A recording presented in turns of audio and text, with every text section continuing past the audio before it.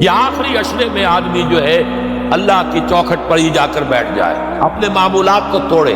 اعتکاف کی روح یہ ہے کہ یہ جو ہمارے معمولات ہوتے ہیں، روٹین، یہ بھی غفلت پیدا کر دیتے ہیں۔ ایک عادت بن گئی ہے، صبح اٹھتے یہ کرنا، پھر یہ کرنا، پھر دفتر جانا، پھر آنا، پھر یہ، اس کے اندر پھر وہ آدمی کوئی جاگتا ہی نہیں، ہوش میں آتا ہی نہیں۔ وہ گویا کہ ایک مدہوش سا ہے اور ایک وہ اپنا سائیکل چل رہا ہے خود بخود۔ اس سائیکل کو توڑو، جیسے 5 دفعہ وہ سائیکل توڑتے ہو نماز کے لیے۔ آؤ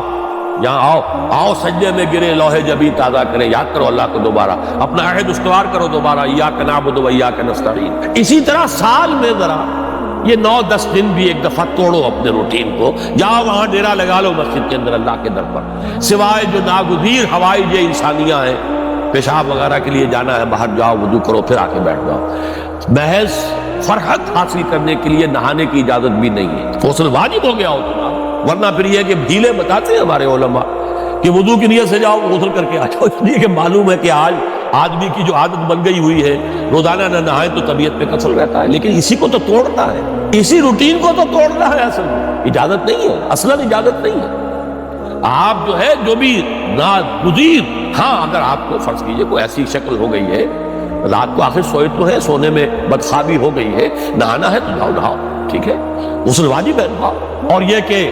پیشاب کی بہانے کی حاجت ہے جاؤ پوری کرو، وضو کرو، چاہے یہاں سو، یہاں ذکر کرو، یاد کرو، جو کرو کرو یہاں پہ، لیکن اور اس میں بھی خاموشی۔ وہاں ہمارے ہاں آج کل اس کے اندر بھی بڑے لمبے لمبے چوڑے پروگرام شروع کر دیتے ہیں، لوگ بیٹھے ہیں گپ بازی کر رہے ہیں۔ میں نے سنا یہاں پر اعتکاف میں تاش کھیلے جاتے ہیں۔ آپ بالکل نوجوان چھوکرے، فضیلت سنی اعتکاف کی، ویسے بھی گھر سے بھاگنے کو کچھ جی چاہتا ہی ہے، کچھ دنوں کے لیے نکلے اس گھر سے، مسجد میں آ کے بیٹھ گئے، وہاں پہ گپیں بھی ہو رہی ہے، لطیفہ بازی بھی ہو رہی ہے، تاش بھی کھیلے جا رہے ہیں، یہ اعتکاف ہو رہا ہے۔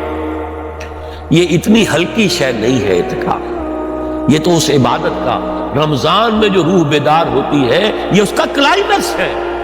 بہت بڑی عبادت، لیکن اس میں لو اللہ کے ساتھ لگے ہے، لوگوں سے نہیں، تنہائی، غور و فکر، یا قرآن پڑھو، ذکر کرو، نوافل پڑھو، یا سوچو بچے، جیسے حدیث میں آتا ہے وَأَن يَكُونَ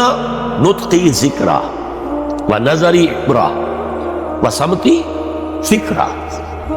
میرا دیکھنا ہو تو عبرت کا دیکھنا ہو کہ ہر شے سے میں سبق حاصل کروں، اور میں بات کروں تو اللہ کے ذکر پر مبنی ہو میری بات، اور میں خاموش رہوں، وَسَمْتِي فِكْرًا، غور و فکر، تفکر و اعتبار، جو حضور جا کر غار حرا میں کیا کرتے تھے وہ اعتکاف تھا حضور کا، مکی دور کا اعتکاف، تنہا بیٹھنا۔